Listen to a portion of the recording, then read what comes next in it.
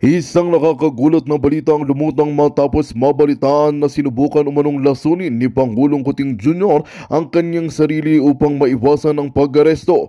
Ayon sa mga insider, ginawa umano ni Kuting Jr. matapos formal na sampahan ng kaso ng Korte Suprema kaugnay ng mga aligasyon ng katiwalaan at pandarambong. Dahil sa insidente, agad siyang dinala sa ospital, ngunit maraming eksperto ang nagsasabing maaring bahagi lamang ito ng isang mas malawak na plano upang makaiwas sa batas. Ayon sa mga ulat, imbis na harapin ang mga kasong isinampal laban sa kanya, pinili umano ni Kuting ang ganitong desperadong hakbang upang makakuha ng simpatsya at pansamantalang makaligtas sa mga iligal na proseso. Ilang kritiko ang nagsasabing posibleng sinadya ito upang maantala ang kanyang pag-aresto at magkaroon ng pagkakataong makatakas mula sa pananagutan. Samantala, patuloy namang nananawagan ng taong bayan sa mga otoridad na tiyaking hindi ito magiging dahilan upang mapigilan ng hustisya. Sa ngayon, mahigpit na binabantayan ng publiko ang mga susunod na hakbang ng korte at kung paano tutugon ng gobyerno sa sitwasyong ito. Marami ang nagtatanong, totoo bang tangkang pagpapakamatay ito, isa lamang itong taktika upang umiwas sa batas? Habang patuloy ang investigasyon, isang bagay ang tiyak, hindi bibitiw ang taong bayan sa panawagang panagutin ang mga may sala anuman ang kanilang estado sa lipunan. At yan nga ang balitang ating pagkakatutukan. Ngunit bago ang lahat, siguraduhin mag-subscribe at i-hit ang notification bell para sa patuloy na pagtutok sa mga sulyap ng bagong balita sa tunay na boses ng masa.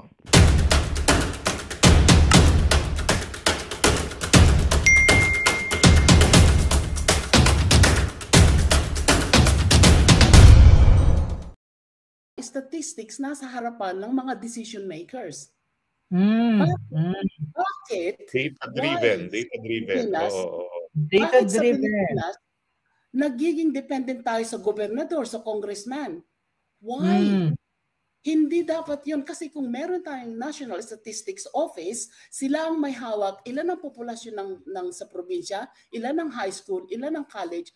They should have that. That should be their job. Paano kang magbabudget na without considering the number of people in a province? Dito, sinabi mo, for each province or for each country, how many secondary schools are there? How many pupils are there? Each per head is 6,000 pounds per annum.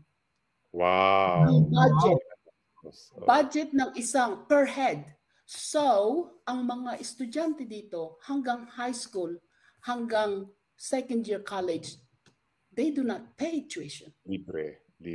Kaya nga, hindi masama ang loob mo na 33% ang binabawas sa iyo kasi libre ang edukasyon, libre ang pagkakahospital, at saka meron pang pensyon, no? So hindi na masama ang loob mo, hindi kinukurakot, hindi gaya dito sa Pilipinas na pupunta lang sa kurakot. At saka nakakapanaghoy. Yung talagang but you see, if we reflect, kasi kami na nasa labas, we can weigh things from a distance. Yes, paano correct. Nagkaroon na ang mga politician natin, members of the Congress, are turning themselves into an NGO? Where have you seen such system in the world? Correct. You're laughing, but it is true. Correct. But it's true, yeah. That's really true. I understand. Kawan po yan ni Napoles. Attorney, where have you seen, mga kapatid, saan ka makakakita sa mundo na ang representante ng taong bayan nakatira sa Maynila? How are you going to represent Nueva Ecija if you do not live in Nueva Ecija? How? Precisely. Correct. Therefore, kailangan magkaroon tayo ng batas. Therefore, kailangan magkaroon tayo ng batas na ikaw pwede kang maging congressman of a particular province if you live in that province. Hindi po pwede yung kanununuan ko hails from that place. Hindi po pwede yon. Our members of parliament, for instance, in Suffolk, I live in Suffolk. Si Ed Sheeran, taga Suffolk. So, I live in Suffolk. So, ibig sabihin, ang asawa ko na. So, ibig sabihin, dito ka nakatira sa Suffolk. And if you have business in London, then you go to London. Hindi po pwede yung I represent my constituents, ikaw, diyan ka namumuhay sa Maynila. Sa Forbes. No. Exactly. Why? Because we do not question it. We do not question it. Correct. Kaya nga dapat po mas marami pang Pilipino manirahan dyan sa UK. Bakit? Kasi para natikman din nilang universal healthcare at talagang batuhin nila ng kamatis. Pag namura na ang kamatis, ang mga nangungurakot ang pondo ng PhilHealth. Pero ngayong mahal pong kamatis, hanap na lang tayo ibang pambabato. But this is all wishful thinking. Alam natin, mga kapatid, na pwede tayong mag-abla-abla. Yeah? This is all palaver.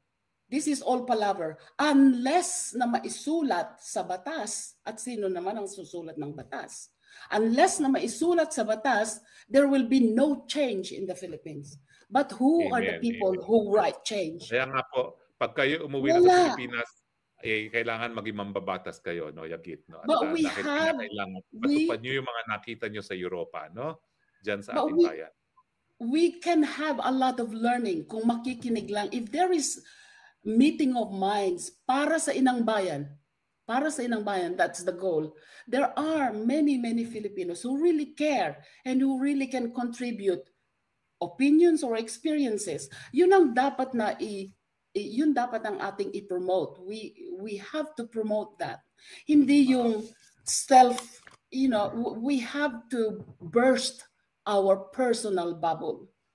At saka tayo mga kababayan, wherever you are, nakikiusap ako. Tayo, we are very good at complaining. I'm sorry to be very, very blunt.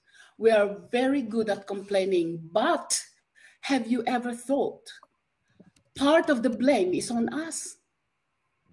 Correct. Kasi ang kultura natin, pag-elect ng ating mga public officials, we are overwhelmed by fandom. Para tayong mga fans. We have learned so much from you. Tinext kita ng aking number because I want to continue our discussion, no?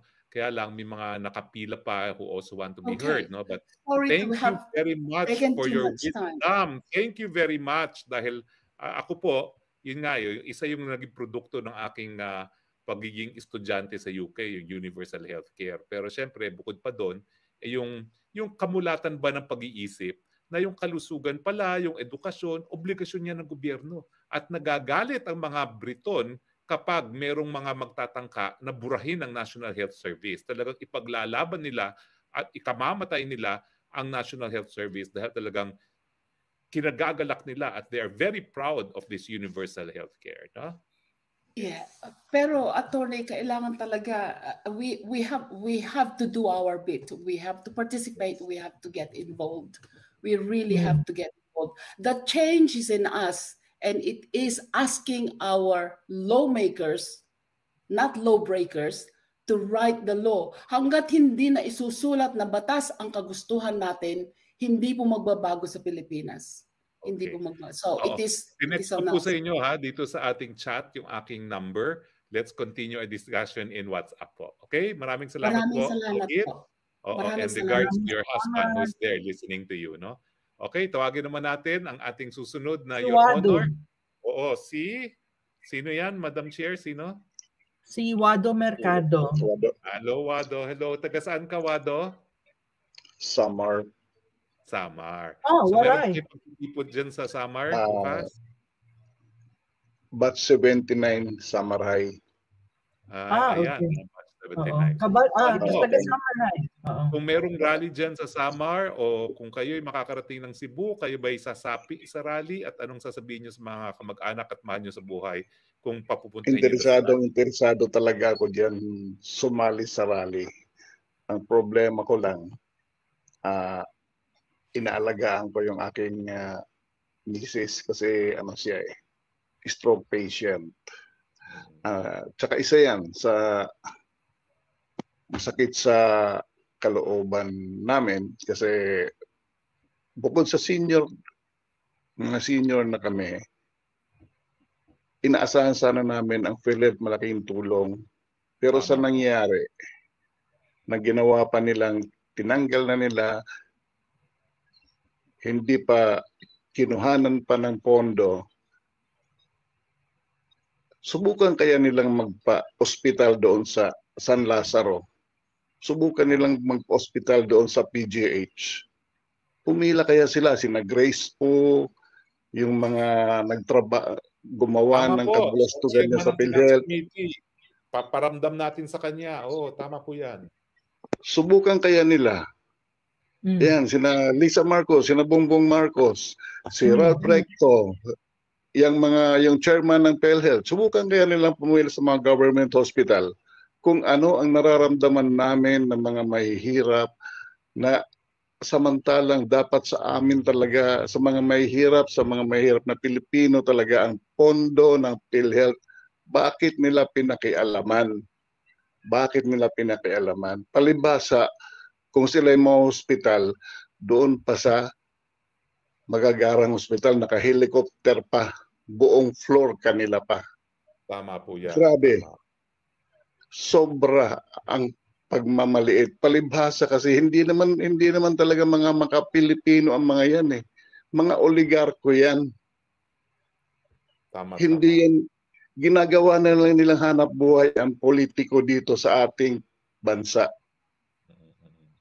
Si Romualdez, hindi naman yan taga-Tacloban. Tama po, tama. Hindi marunong magwarayan. Hindi marunong magwarayan. Hindi nga magaling managalog eh. Attorney Rocky, Katbalogan to Tacloban is 100 kilometers lang. Pero tingnan nyo ang kalsada. Inaabot ng 2 oras at kalahati hanggang 3 oras ang biyahe, 400 kilometers. Walang improvement for almost 50 years. I would concede to that. Parehas tayo. Katbalogan din ako. Summer High. Yes.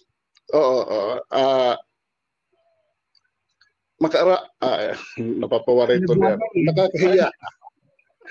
Nakakahiya na ang Speaker of the House natin ngayon, taga Region 8, taga Samar Leyte, pero ang Samar Leyte dugyot na dugyot sa kahirapan. Totoo yan. Totoo yan. Ngayon, bilyon-bilyon ang inilalabas para sa tupad na yan, akap na yan, na hindi naman nila dapat gawain yan, hindi naman nila dapat trabaho yan eh. Correct po yan. Walang ano yan eh, talagang halatang vote buying yan. Harap-harapan na vote buying yan. Naiwan ko ba rito kay Chairman Garcia, bakit niya kinonsente? Pinayagan pa niya na mamigay ng mga akap na yan, mga ayuda na yan during election time. So napaghahalata na talagang itong election natin napakadelikado. Kung pwede lang sana, Prof. Ana. Opo. May dakulae mag-istorya in private konta. Tapos ikaw nalit pagkuhan nga ito era. Kumpirmado kung paano kita makakaistorya. Dahil sinabi ko na ito sa ibang tao, hindi nila ako pinapansin. Sana sa inyo, hae mo, may padangat nga tanan kung ano, ako ni sisiring. Tungod ini eleksyon, tungkol sa eleksyon. Asya nga, talagang nakakaiyak lang. Nakakaiyak yung nangyayari sa atin ngayon. Well, maraming salamat ha. Huwag naman tayong umiyak, kaya tayo magtitipon-tipon at ipararating natin ang ating saloobin na ayaw na natin sa irresponsableng pamumuno. At kaya nga ayaw natin Tama po, Attorney. No? Tama po. Kaya nga dapat itong election na ito, mabago talaga lahat. Kita mo naman, galing na mismo kay General Magalong, sinabi na niya yung 7-7 na yan.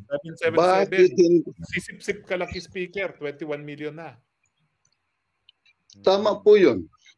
Pero before, sa hearing pa yun, sa mga sorti niya, grabe, pumunta sa Calbayog, ilan ang nandoon ng mga kongresista? Mahigit 70. 70 times 7. Times 21 million. pastilan. Ang daming pera ni Romualdez, ang daming pera nito ni yung Tingog Party List na yan. Pero tingnan nila ang kalsada ng Catbalogan, Tacloban. Por Diyos, por Santo. Maawa naman sila sa amin. Totoo yan, totoo yan.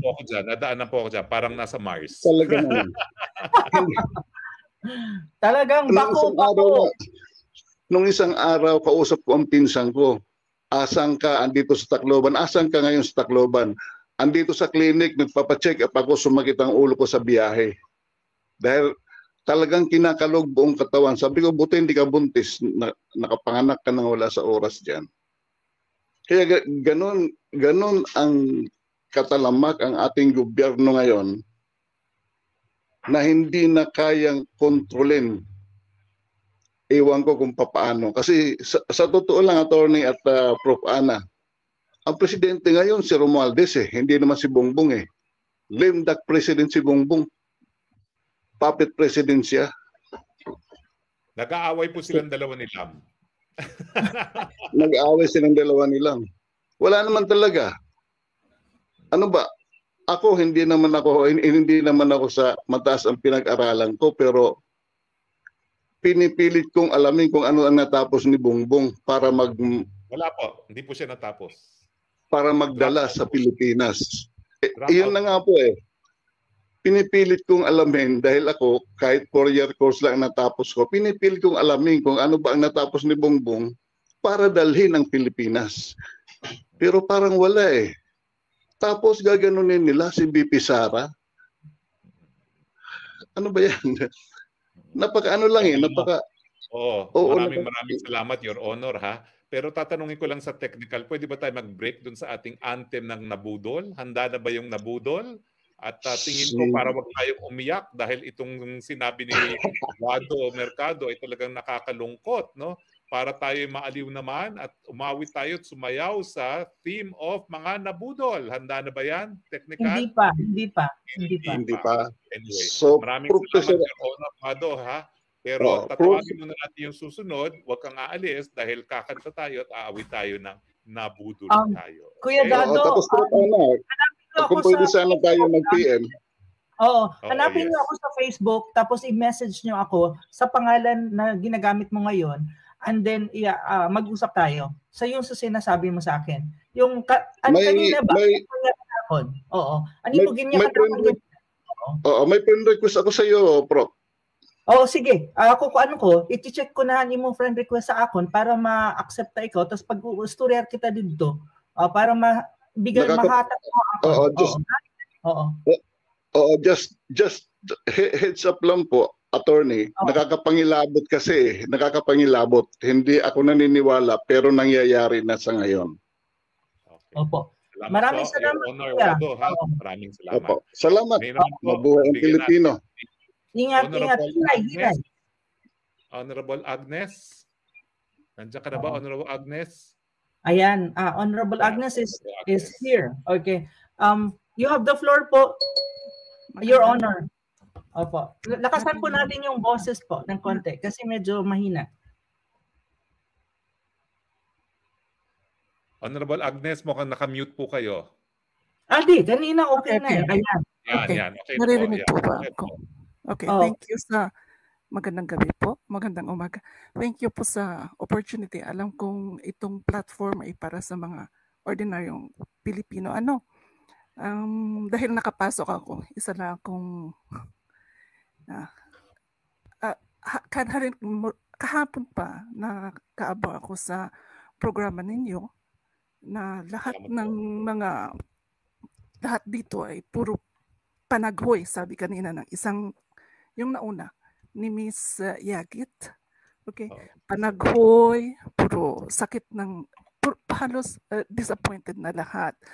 So ang akin lang hiling sana, ang bukas, yung rally ng INC is yung iba kasi yung yung demand, parang parang confused. Yung demand is for peace rally at saka yung no to impeachment ni VP Sara. Ngayon, kung tayo ay nag-aalinlangan pa or yung iba ay confused, pag hindi magtatagumpay ang rally is hindi natin pakikisamahan, hindi natin susuportahan. Pag na-impeach yung VP natin, meron pa kaya tayong kandidato na pwede nating mailuklok na karapat-dapat magiging presidente sa ngayon? Sa palagay niyo po, meron kaya? Meron pa kaya? Wala na. Kwarta na lahat Wala na po, di po ba? Oo. Kaya, kung yung marami akong nababasa kasi parang divisive sila, parang confused sila.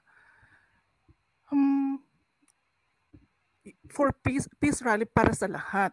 Pag ito ay naging successful, hindi lang naman ang INC, hindi lang man yung INC ang gumagamit ng nagluluto, gumagamit ng kamatis na ngayon na 30 pesos na kung sa abroad yan is parang isang mansanas na yung bili, yung cost of living na sa atin is parang first world country na tayo, di po ba?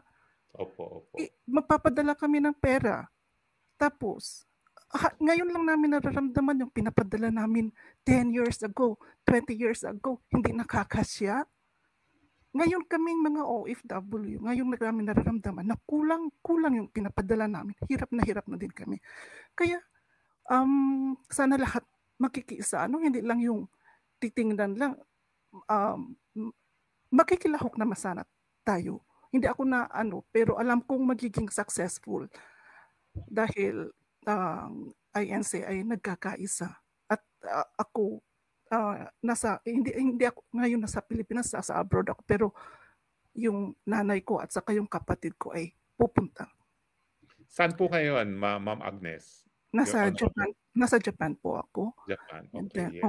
Malapit Maraming lang salamat, po. Your Honor, ha? At talagang yung sinseridad mo, naramdam po namin. At talagang alam po namin na talagang yung hirap na dinadanas sa mga OFW, alam ko po yun. Ako po ay anak OFW at ngayon po ako ay naninirahan din sa labas ng Pilipinas dahil pinapa-aresto nga ako ng TUAD Committee. Maraming salamat po, Honorable Agnes. Kayo po ang tunay na honorable. Ha? Maraming salamat. Maraming salamat. Tawagan naman natin si Honorable Jeg. Honorable Jeg, go ahead please. The floor is yours. Hello po. Magandang araw po, Attorney. Pwede po masilayan ng inyong alindog. Oh, yes po. Sandali lang. I-on ko lang yung camera ko pero wala man kang magko-contempt sa akin. Wala contempt dito. Wala. Ito po. Kasing lusog ko pala kayo, Honorable Jeg. Okay. Go ahead po. Pupunta ba kayo bukas? Papupuntahin niyo ba mga mahal niyo sa buhay sa rally bukas at bakit? Pupunta po yung mga maisog na mga kaibigan ko at mga ka-retiree. Okay po. Yeah. Bakit pero po ako hindi po kasi nasa ibang bansa po ako. Saan po kayo ngayon? Nasa Texas, USA. Texas. Ba't niyo po pinapupunta yung mga mahal niyo sa buhay? May sakit po kasi yung yung kapatid ko. Opo, hindi. Pero yung mga mahal niyo po sa buhay, bakit niyo pinapupunta sa rally? Kailangan po makiisa at kasi bansa po natin to. Dapat mahal natin bansa. Sa akin, hindi ko alam kung paano ko sisimulan. Ang dami po kasing issue. Oo nga. Pero siguro iano ko lang sa peace and order. Grabe ang ngayon, ang peace and order natin. Pangalawa siguro sa corruption. At ang isa sa pinakamahalaga talaga na naapektuhan talaga yung mga Pilipino is yung sa health. Tapos pang-apat po siguro isa edukasyon. Konting background lang po. Apo. Nung tatakbo si Duterte, alam ko na po na magdo-Duterte ako kasi kilala ko na po siya. Marami po akong kaibigan, kamag-anak na nasa Davao, Panabo at saka Davao City. Nakakarinig na po ako ng mga ginagawa niya.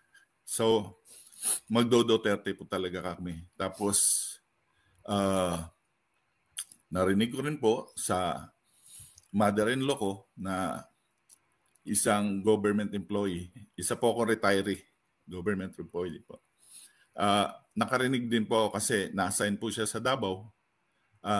Una ko pong tinanong sa kanya, ano ang pamamalakad ni Duterte? At sabi niya sa amin, bagamat medyo matapang, husky yung ano niya, yung pananalita, pero hindi siya corrupt. Ganun po. So, kaya naging malapit din po yung mother-in-law ko kay Ma'am Sara at maganda din po ang feedback. Sa health, nakakapanglumo po na kinuha nila yung budget. Maganda na po yung ginagawa ni Duterte. Yung malasakit, pinopondohan yung mga ospital. Siyempre, ang mga mahirap po, wala pong matakbuhan. Dito po sa Amerika, iba rito.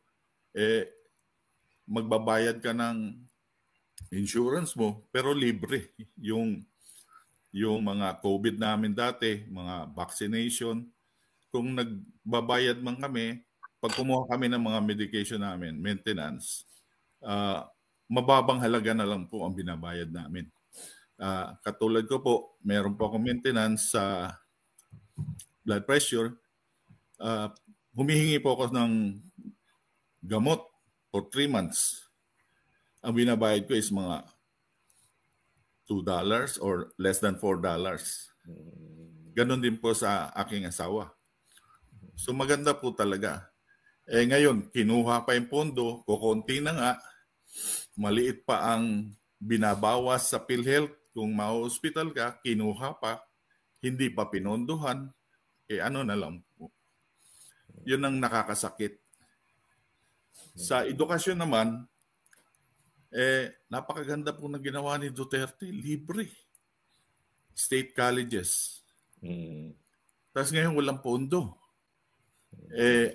Paano ang mga mahirap matututo magkaroon ng equalizer para hindi mabola sa tuwing darating ang eleksyon? Kailangan po nating ma-edukar ang ating mga kababayan para hindi tayo mabudol uli. Etong pinakamalaking budol na nangyari sa buong kasaysayan natin. Yung Bongbong Marcos na naging presidente. So, sana kung may pagkakataon, magkaroon ng batas na i-celebrate natin ang budol holiday sa Pilipinas para hindi na po ulit. Magsilbing paalala na wag magpabudol. Para hindi na po maulit. Yun ang namin. Pero sana po yung sa edukasyon, magandang yan, na maibalik. Kasi po, dito po sa Amerika, one time po, nagkasakit yung anak namin. Mga 4 na araw po yatang nag-absent. Bigla na lang kami nakatanggap ng tawag